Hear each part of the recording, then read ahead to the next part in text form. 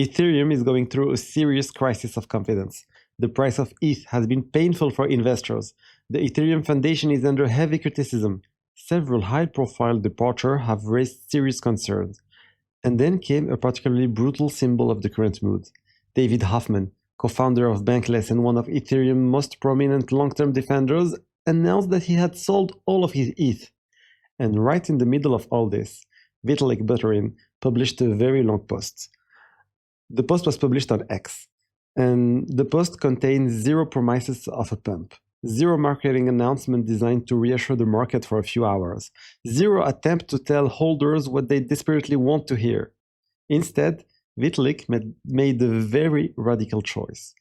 He explained why the Ethereum Foundation should become smaller, why it should sell less ETH, why it should no longer be seen as the central force behind Ethereum, and why Ethereum should reject the competition focused only on speed, activity metrics, and the number of transactions per second.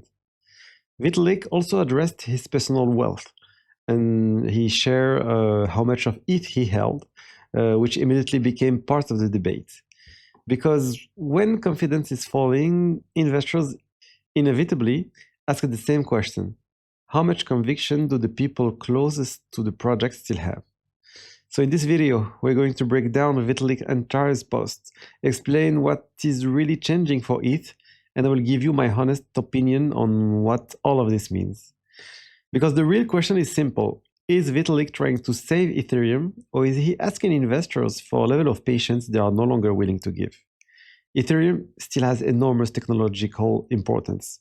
It remains one of the most significant blockchain ecosystems in the world. Its developer base, its infrastructure, its application, its history, and its role in DeFi are still extremely important. But at the same time, a large number of investors feel that Ethereum has lost momentum. They feel that the project has lost part of its narrative. And honestly, I understand that feeling because I feel it too. New competitors are growing. Other ecosystems are attracting attention, capital, and users. Some projects are much more aggressive when it comes to communicating their economic value. They speak directly to investors. They explain why the token should capture value. They promote their growth. They create a clear narrative around the assets. Ethereum, on the other hand, sometimes gives the impression that it is almost uncomfortable talking about the economic success of Ether, the asset. And that is exactly where part of the frustration comes from. Then another major debate emerged. Dankrad Feist, a former Ethereum Foundation researcher, raised the idea of creating an independent organization funded with at least $1 billion in ETH. The purpose of that organization would be clear: directly support Ethereum's economic success and defend the interest of ETH holder. A significant part of the Ethereum ecosystem wants a structure that clearly accepts responsibility for defending the asset itself. Ether, the asset, its economic position, its attractiveness to investors, its ability to capture value, its position in a market where every competing ecosystem is fighting aggressively for capital, users, and attention. Because today there's a growing feeling that Ethereum has many organizations protecting the technology, but no truly powerful organization defending the economic case for holding ETH. And this is the exact context in which Vitalik published his post.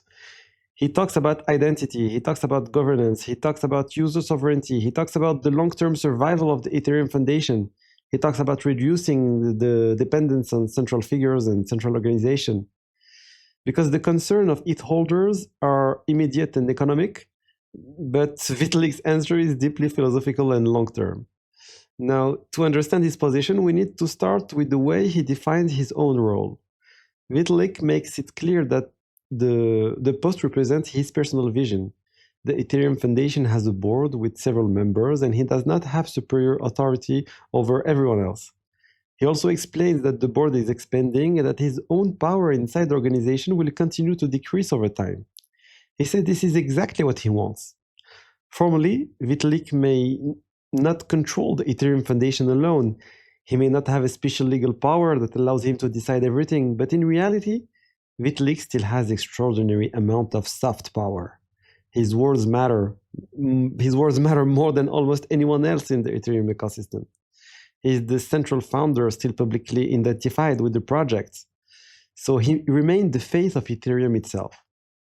So even when he says his formal power is decreasing, we should not pretend that his influence has suddenly disappeared. It has not. His influence remains enormous, and that influence gives him a unique ability to shape opinion, set priorities, and move the Ethereum ecosystem in a specific direction. Now, during a crisis, communities usually look for visible leadership. Some people who can say, here's the problem, here's the strategy, here's how we're going to compete, and here's why investors should believe again. They want him to step forward more strongly. They want him to acknowledge the economic frustration. They want him to show that Ethereum understands it is in a real competition. They want him to present a strategy that makes people believe in it again as an asset. But Vitalik does almost the opposite. He presents the gradual reduction of his own influence as a positive development. And from the perspective of Ethereum's original values, that makes sense. A protocol designed to resist capture should gradually depend less on its founder. It should depend less on a small group of leaders. It should be able to survive political pressure, commercial pressure, internal conflicts, and even the disappearance of the people who originally created it. A global blockchain becomes much more credible when its principles can survive beyond one individual. In a way, this is also part of what made Bitcoin so powerful. Satoshi Nakamoto disappeared. Bitcoin was forced to continue without a visible founder managing the narrative or giving the community direction every time there was a crisis. So intellectually, I understand Vitalik's position. I even agree with a large part of it. I would rather see an Ethereum capable of surviving intellectually and technically without depending entirely on Vitalik. A blockchain that requires its founder to remain at the center forever is vulnerable. It becomes too dependent on one person's image, one person's decision, and one person's credibility. But from an investor's perspective, this is much more uncomfortable. Because Ethereum is not dealing with a theoretical challenge today. Ethereum is facing a real crisis of confidence. At a time when the asset badly needs a renewed narrative, many people would prefer to see Vitalik assume stronger leadership, but people often feel safer when a major project has a visible figure who clearly show that he's working on the problem. So yeah, this is the first major tension in Vitalik's post. What's threatened decentralization over 5 years can feel deeply worrying over 5 months. And this is where my position is quite clear. I want Ethereum to become strong enough to survive beyond Vitalik. That is essential for the long-term credibility of the network. But I also believe Ethereum needs an organization capable of defending the economic case for ETH. There needs to be a structure that openly explains why ETH should capture value, why investors should remain exposed to the asset, how Ethereum intends to compete economically, and how the success of the network can translate into the success of the token. Right now, that structure does not exist. There are no organization and influential people trying to address parts of this problem. There are people defending Ethereum, there are people defending ETH, there are people proposing new models, but there is no obvious leader fully responsible for this economics mission. And that absence is becoming increasingly visible. But the criticism that seems to concern him the most is not really the criticism about the price. In fact, when you read the post, he appears almost disconnected from the market's obsession with its price performance. Some people have been saying, Vitalik keeps talking about an Ethereum that is decentralized, private, open, robust, and resistant to capture. He talks about Ethereum as a technology built to protect users over the long term. But then, why does the Ethereum Foundation not always reflect those values clearly through its own initiative, its own structure, and its own priorities? Vitalik is not primarily trying to answer investors who are frustrated because it has underperformed. He's trying to answer people who believe the Ethereum Foundation is drifting away from Ethereum's deepest principles. For him, the central issue is not how do we make ETH pump again, the central issue is how do we make sure Ethereum remains faithful to what it was built to achieve. A system that user can depend on without giving control to a company, a government, a small group of insiders, or even its own founders. Because these values matter. They are not empty slogans. They are a major part of what gives Ethereum its long-term purpose. They are putting their money into ETH. They are accepting volatility. They are holding an asset in extremely competitive market.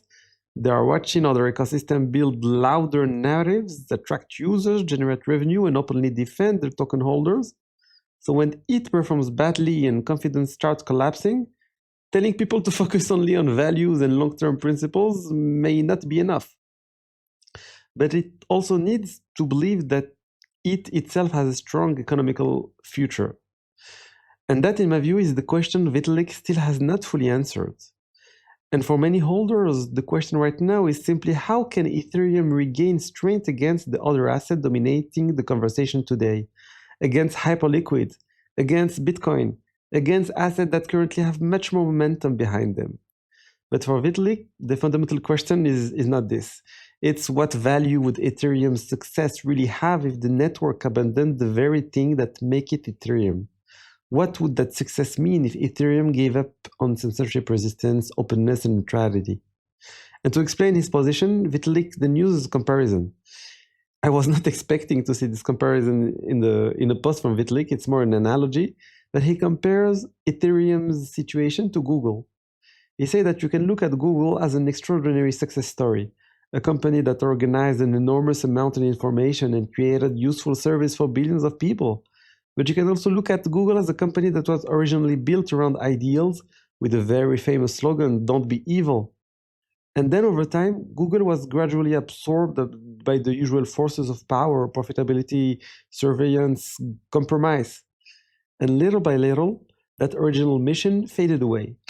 The slogan itself is no longer really at the heart of the company's identity. Imagine going back to 2008 and having a choice to give Richard Stallman, one of the most prominent figures in the free software movement, to give him a permanent veto over certain key Google policies.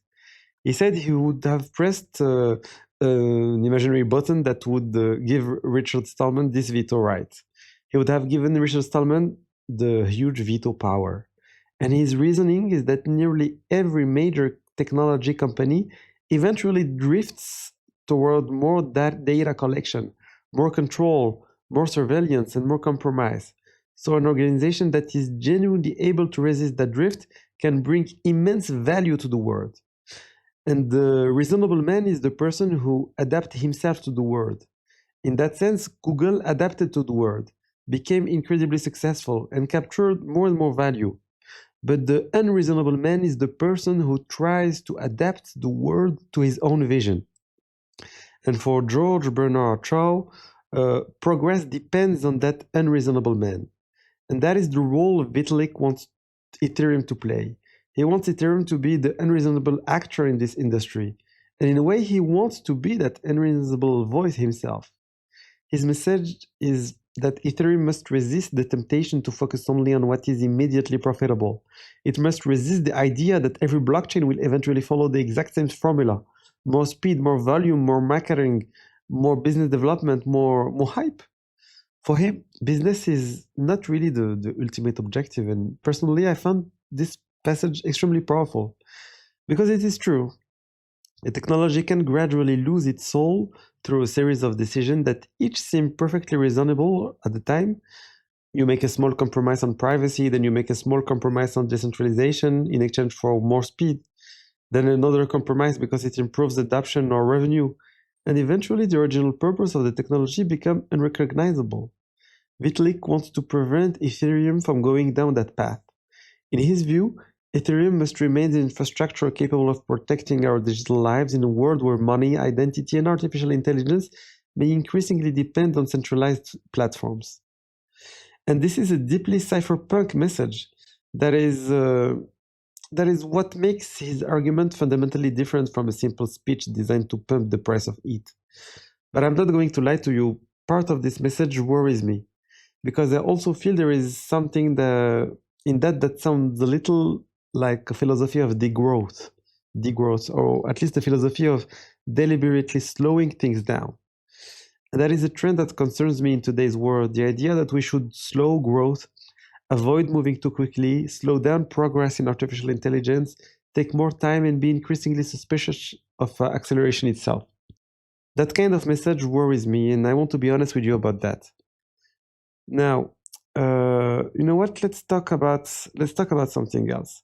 Before we continue with the concrete transformation of Ethereum Foundation and with its term crops, which I'm going to explain in detail, we need to understand one thing. Vitalik is not simply responding to short-term price frustration. He's trying to redefine what Ethereum should stand for over the long term, even if that direction does not immediately satisfy a market that wants faster growth, stronger price performance, and a much more aggressive competitive response. You'll find all the relevant information to the links in the description. Now let's get back to the way Vitalik wants to transform the Ethereum Foundation. Vitalik writes one sentence that really sums up his organizational vision. For him, the Ethereum Foundation is not the center of Ethereum. It is one node with a clearly defined purpose, alongside many other nodes. A lot of holders expect the Ethereum Foundation to carry almost everything: the technical roadmap, the funding of research, communication, mainstream adoption, enterprise adoption, competition with other blockchains, even direct support for the price of ETH. And Vitalik believes that this kind of central position is a risk. A global blockchain should not depend on a single organization to decide where the ecosystem is going, who gets funded, and how it responds to the market. He also points out that the Ethereum Foundation now holds only 0.16% of all ETH. That number comes directly from his post, and he compares it with other ecosystems where a central entity may control 10, 20, or even 50% of the total supply. But in my opinion, the reason the Ethereum Foundation holds so little ETH today is largely because of Vitalik's own approach and the decisions that were made over the years. At Ethereum's launch, the foundation and the broader ecosystem around it had received more than 10% of the supply. They had roughly 10% of all ETH. The problem is that they kept selling over the years. The foundation sold ETH regularly, and they could have chosen a much more sustainable strategy with that initial allocation. For example, they could have staked a large portion of that ETH and lived partly from the yield. At one point, staking yields were around 4%, then 3%, then closer to 2%. Obviously, they would still have needed to sell some ETH from time to time to generate cash, especially during bear markets. But that would clearly have been a better strategy than the one they followed. Today, they would probably still hold far more ETH. So yeah, even if they no longer held 10% or 15% of the supply, maybe they could have still held, I don't know, 5 or 6%. But according to Vitalik, the foundations originally had a very specific mission: to build the Ethereum software, reach the major historical milestones that had been announced in the white paper, and help bring the initial vision to life. And for him, that mission was completed in 2022. In his view, the Ethereum Foundation was never designed to become a permanent organization responsible for meeting every single need of the network forever.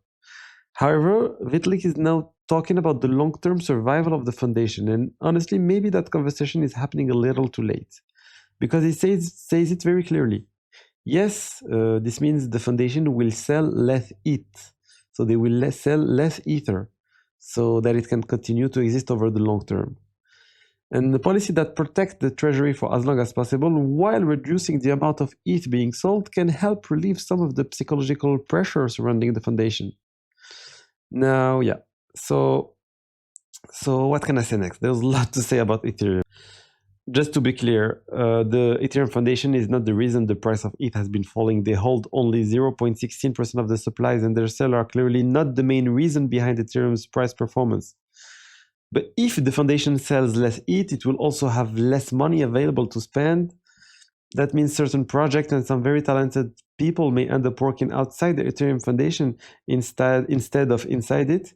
And it is difficult to know whether Vitalik is implying that some of the people who recently left the Ethereum Foundation were pushed out, or whether those departures were simply part of a broader strategic shift. His message is not completely clear on that point. But from Vitalik's perspective, spreading talent across multiple organizations could make Ethereum less dependent on one central institution. It could also attract more outside capital. You could have startups emerging from initiatives that were originally developed within the Ethereum Foundation, but then growing independently outside of it. Vitalik himself is working on a wallet focused on privacy. That project could eventually become a real standalone company. It could raise money from investors. It could also be integrated directly into wallets such as Rabi, MetaMask, or other major wallets. But in the short term, yes, the departure we have seen during an already difficult period are clearly worrying. Let's talk about then other stuff. You know what? This is where I also want to talk about external organizations that could play a bigger role around Ethereum. There are two mainly external organizations today. The first one is Bitmain. Bitmain is the company accumulating ETH on a massive scale. They are getting close to holding 5% of the total ETH supply, which is absolutely insane. So we could imagine Bitmain becoming much more involved in the Ethereum ecosystem over time. Right now, they are mainly operating with a very simple strategy. They buy ETH and accumulate it. But if they become one of the largest ETH holder in the world, the question becomes obvious. Will they eventually start funding projects, supporting developers, influencing ecosystem priorities, or playing a much more active role in Ethereum's future? And the second organization I think about is Etherealize. Etherealize is a company trying to build the bridge between Wall Street and Ethereum. And there is also a very important former member of the Ethereum Foundation involved with Etherealize. So what makes Etherealize particularly interesting is that they seem to have a much stronger focus on ETH as an asset, including its positioning, its institutional adoption, and its value in financial markets. So yeah, he does not want the Ethereum Foundation to become the company behind Ethereum. Vitalik does not want the Ethereum Foundation to become the marketing department, the investment arm, the business development team, the institutional sales force.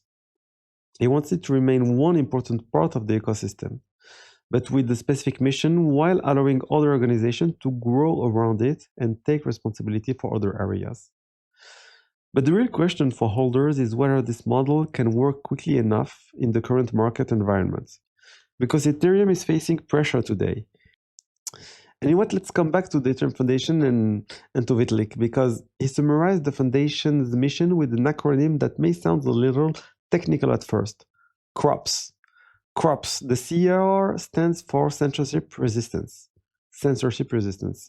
I'm going to explain what all of this actually means. The O stands for open source, with the code that anyone can inspect, use, and build on. The P stands for privacy, and the S stands for security. These principles already appear in the official mandate published by the Ethereum Foundation in March 2026. And that document places all these elements at the very heart of the Ethereum's mission. The idea is that these principles must continue to guide Ethereum, even when more convenient opinions appear and push the network in the different direction. And concretely, yeah, like I said, the first two letters, CR, censorship resistance, means that the powerful intermediary should not be able to arbitrarily block a user's transaction. For example, a staking pool should not be able to decide, we are refusing this type of transaction, we are banning the use of Tornado Cash, we are banning transfers to these wallets. And this is what censorship resistance is about. And it is extremely important. The second point is open source. This means that the rules and the software remain visible to everyone. People can challenge them, read the code, discuss them, improve them publicly. It's not a black box, like Hyperliquid, for instance. Third, there's privacy. The P means that using a blockchain should not force every person to expose their entire financial life permanently. Because if blockchain technology is going to be used for payments, for saving, for identity, and for daily financial activity, then of course people will not want their private lives to become completely public. Nobody wants every payment, every financial decision, and every asset movement to be permanently visible to the entire world. And like I said, the S stands for security. That part is fairly clear. The infrastructure must remain resilient against bugs, attacks, technical failures, political pressure, and future technological changes. And yes, that also means preparing for the day when quantum computers become a serious threat. Because, yeah, profitable application, trading platforms, institutional services, and commercial interfaces can naturally attract capital. They can raise money from private investors. The works that people do to have crops in Ethereum, neutrality, privacy, censorship resistance, and long-term security, does not necessarily generate immediate revenue in the same way a private company does. A business can easily raise money, like I said, but a foundation to develop something so theoretical like crops is really difficult. And this is precisely where the Ethereum Foundation has a legitimate role to play. It can fund and support the work that matters deeply for Ethereum's future, even when that work is not immediately profitable. And I'm going to be very direct here. If you do not believe in the value of crops, in the value I have just described, then your long-term thesis on Ethereum is fragile. You probably should not be holding ETH. Ethereum is increasingly designed for people who believe that an open, secure, privacy-preserving infrastructure that is difficult to censor will have enormous value in 5 years, in 10 years, and over a much longer period of time. Because in a world where AI is already becoming incredibly powerful, and where it may become even more capable over the next 2 years, everything is accelerating. In that environment, Ethereum cannot settle for small incremental improvement every once in a while. It cannot simply say we increase transaction capacity by 10 or 20%, so everything is fine. And I know that some people immediately think about raw performance. They want 250 millisecond latency. They want 1 million transactions per second. They want Ethereum to compete directly with Mega ETH, Solana, Sui, or Aptos, and speed on execution performance. But Vitalik says that making this the central direction of Ethereum would be the wrong priority. His view is that trying to become as fast as scalable as possible will not create a lasting difference compared with other networks. More importantly, Ethereum could gradually start making compromises on decentralization in order to chase greater speed and higher performance. Ethereum could lose what makes it valuable by trying to become the fastest, the most scalable, and the most performant network at any cost, while weakening decentralization in the process. Now, that does not mean Ethereum should not scale. Of course, Ethereum needs to scale. It needs to process more transactions per second. It needs to become cheaper and more efficient for users. Vitalik also mentioned that several major research are currently underway to increase Ethereum's capacity, and clearly the network is moving toward a future where it could reach around 10,000 transactions per second within the next few years with lean Ethereum. He talks about specialized layer 2 networks, especially for use cases like trading. And yeah, when we talk about trading focused environment, a project like Lighter on Ethereum comes to mind. Speed is a competition. It is a constant race. It is really a constant race. A network can always be overtaken by another competitor that is faster, cheaper, easier to use, and often more centralized as well. So if Ethereum tries to define itself only through speed, it is entering a competition where the finish line keeps moving and where it may eventually be forced to sacrifice the qualities that made it important in the first place. Ethereum can build a far more durable advantage if it becomes the reference infrastructure for capital, for real-world assets, for stablecoins, and for users and institutions that demands extremely strong security, genuine neutrality, credible privacy, and real resistance to capture. And this is the kind of infrastructure Wall Street, for example, is looking for, systems that are genuinely neutral, systems that do not suddenly go down, systems that have continued to function reliably for more than 10 years. But it is also a strategy that will be difficult to execute.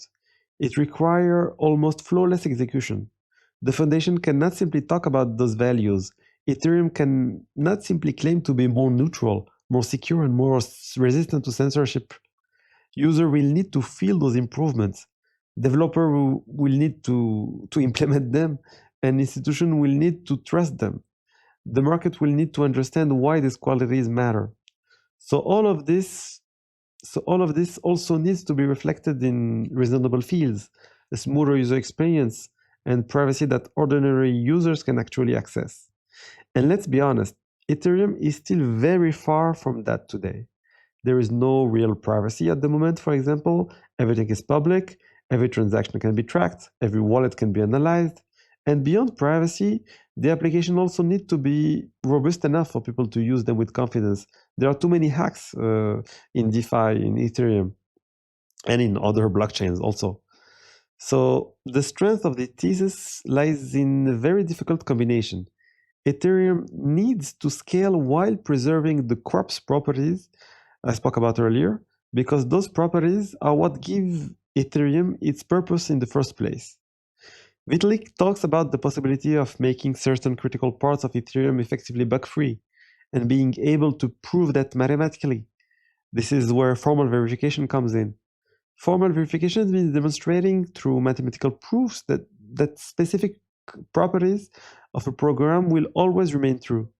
In other words, instead of simply saying we audited the code and the code is secure, you can prove that the code behaves exactly as intended under the conditions you have defined. For a network that wants to secure billions, potentially hundreds of billions of dollars, and perhaps much more in the future, this could become a major advantage over other blockchains. Imagine if Ethereum could prove mathematically that it is bug-free. There is no hack possible. That would be extraordinary. We are not there yet. We are still very, very far from that point. But if Ethereum managed to achieve it one day, it will completely change the way people think about blockchain security. Vitalik values Ethereum's ability to remain secure when the network faces highly unusual attack scenarios, while also reducing the need for a social intervention to save the system. We have already seen this kind of intervention in the early days of Ethereum with the DAO fork. The objective is for Ethereum to remain robust, even when a large number of nodes run into a problem, or when a significant portion of validators is affected or even down. And that is where you see whether a blockchain is genuinely resilient or whether its decentralization only works when conditions are comfortable. And the third point is reducing intermediaries. For me, this is absolutely essential. Vitalik says that it's not normal and even slightly embarrassing that some smart contract wallets or privacy protocols such as Railgun still need intermediaries in order to send transactions. And I understand exactly what he means because I have used Railgun myself and it does feel strange. You are told that you are sending a private transaction, but in practice, it still needs to go through a relayer, meaning an intermediary, in order to submit those transactions to the blockchain. And there is technical work on the way to reduce these dependencies, including fossil and other EIPs. I'm not going to go into all the technical details here because that would require an entire video on its own, but the overall objective is clear.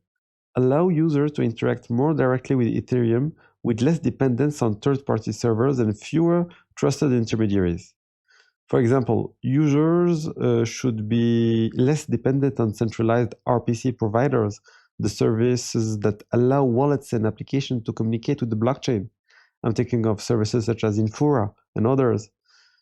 So the less users depend on these centralized access points, the less private data they expose, and the more they can genuinely verify what is happening on the blockchain themselves. A blockchain can be decentralized at its core, but if the real user experience depends on centralized wallets, centralized front ends, centralized bridges, centralized RPC providers, and centralized infrastructure, then a large part of the original promise loses its meaning. So Vitalik wants to bring the actual experience of using Ethereum closer to its original promise, reducing the trust user must place in companies, servers, and intermediaries. He says that the most valuable product of the Ethereum blockchain is Ether itself, ETH, the token. He explained that Ethereum currently secures around $250 billion worth of ETH. And then he makes a very important personal statement. He said that close to 90% of his net worth is held in Ether, while most of the remainder, around $40 million, has already been allocated to open source initiative for public goods or for software, bio stuff, and others. So based on those figures, Vitalik still has roughly $350 to $400 million in Ether and around $40 million outside of ETH. I'm doing a quick calculation here, but the point is very clear. His personal wealth remains massively tied to Ether. He's not defending this vision from the sidelines while holding no ETH himself. He owns it, and we can verify that on-chain. His public addresses are known. His wallets are known. He could have chosen a strategy entirely focused on price. He could have said Ethereum Foundation's priority is to pump the price of ETH. He could have adopted a much more aggressive market-driven position designed to satisfy holders in the short term.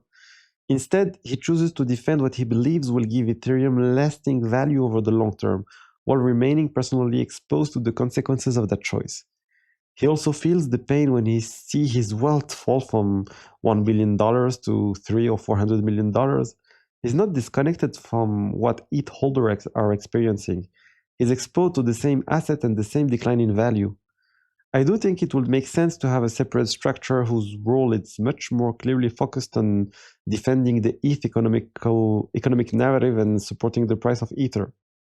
The Ethereum Foundation would continue defending the principles I described earlier. Crops, meaning censorship resistance, open source, privacy, and security. It would focus on the long-term mission, on protecting Ethereum's core values and making sure the network remain credible as open source and censorship resistance. And then alongside it, other institutions would take responsibility for fighting the economic or narrative battle, explaining why it matters as an asset, defending its monetary value, communicating with investors, and making sure Ethereum is competitive in a market where Bitcoin, Hyperliquid, and other assets are capturing more and more attention. And I think this can work, but now it needs to become concrete, because right now you can really feel that there is a gap. There's no entity out there really driving the price of Ether upward. Even Bitmine, despite buying, I don't even know how much ETH, close to 5% of all supply, they have not really managed to push the price of Ether higher. I already told you I'm disappointed with ETH's price performance over the last few years. Of course, I want to see Ether perform well. I want to see the price increase, adoption grow, liquidity improve, and applications develop. But my investment horizon is long term. I'm looking at a period of more than 5 years. And over that kind of time frame, yes, I would rather invest in a network that is building a real fundamental advantage than in a network that keeps changing direction simply to follow whatever narrative is popular at the moment. What Vitalik has just posted really reminds me of the cypherpunk ideology. And as I also told you earlier, it brings us back to the idea that led to the creation of Bitcoin, reducing the dependence on central authorities, making censorship more difficult, protecting ownership, and offering a genuine alternative in a world that is becoming increasingly centralized, with more and more control over money and over the way people are allowed to operate. Look at Bitcoin today. When people talk about Bitcoin, they mainly talk about it as a store of value, as digital gold, as an asset held by Strategy and other major companies, and that narrative has given BTC incredible strength. But as a result, discussion about privacy on Bitcoin have largely been pushed into the background. It is barely even a debate anymore. Bitcoin will remain something that is not private. People are not really talking about censorship resistance either. They are not talking very much about the concentration of mining pools or about future technological risks. I'm thinking, for example, about quantum computing and the quantum risk. Now, to be clear, Vitalik did not talk about that in this post. I'm not going to attribute statement to him that he did not make, but over a 5-year horizon or even longer, the ability of blockchain to anticipate future cryptographic development is clearly something that deserves serious attention. Bitcoin, like Ethereum, needs to show that it can prepare for major transition if a technological development eventually threatens today's cryptography. Ethereum also has a roadmap on the quantum issue. Unfortunately, Bitcoin does not yet have one in the same way. I hope that changes soon. So yeah, what interests me in Vitalik's vision is there is a real desire to address the fundamental issues before they become popular topics. Privacy, reducing intermediaries, security, robustness, censorship resistance, and even more broadly, future risks such as quantum computing. Clearly, Ethereum has been a leader on these subjects. And this is why Ethereum remains an ideology before it becomes a simple trade. The entire thesis is based on the idea that an open, secure, private infrastructure that is extremely difficult to censor will become increasingly valuable in the future. And if you do not believe in that thesis, if you do not believe in the Crops vision, then honestly, if you are holding Ether as an investment, I do not think that makes much sense. You should just sell it. You can trade it, you can buy BTC or buy something else. But yeah, I'm not a trader at all, as I've told you. So yeah, I just hold it and that's it. And of course, other cryptocurrencies. I'm not a maximalist. But if you want to invest for the long term, then yeah, you really need to understand and accept the direction that Vitalik is setting on this message. Now, yes, I know I've already said it. The situation is difficult right now because of the price. I want the price to go up. People want to feel positive energy around the Ethereums again. And Vitalik's post does not provide any short-term solution for the price. It does not explain how it is suddenly going to recover or how an Ether bull market is going to restart tomorrow. That is not what it is about. He's not proposing a commercial adoption campaign. He's not at all doing stuff like that. The foundation will focus on what it considers non-negotiable. Non-negotiable. It will sell less Ether. It will aim for longer financial runway, and it will finance the areas that genuinely protect Ethereum's identity. But for this strategy to succeed, of course, there also needs to be a second engine. There need to be an entity or several entities capable of promoting Ethereum more aggressively. So yeah, a foundation centered on crops is a good idea in my opinion, but we need something else. So over a 5-year time frame, the elements Vitalik has just presented could have an enormous impact. For me, that matters far more than a small short-term pump from $2,000 to $2,500 or even $3,000. That matters. What's more important is the long-term vision. So the long-term vision can potentially we can maybe have an Ethereum at $10,000, at $20,000, or even more. But we need a strong vision for Ethereum for that. So yeah, it still requires the foundation to deliver something real. Right now, there are a lot of words by the foundation, but people are waiting to see actual results. And we're all waiting for the 2029 release of the new Ethereum, the lean Ethereum. I really hope we will see also several intermediate milestones along the way, because yeah, this will help reassure people. So my conclusion is this: Ethereum is going through a crisis, like I said at the beginning. Vitalik has heard the criticism, and his response is quite radical. The foundation will become smaller, it will sell less Ether, it will focus on Ethereum core purpose, and he is refusing to let the market pressure Ethereum into becoming something that simply tries to compete with faster blockchains such as Solana, and this will not happen. He's promising nothing for the short term, but he's providing a very strong long-term direction. So tell me what you think. What do you think about what Vitalik just presented? Does this vision resonate with you? Are you holding it for the long term? Are you selling? Have you already sold everything? Let me know in the comment, and don't forget to subscribe, like the video, and I will see you tomorrow for another video. Bye bye.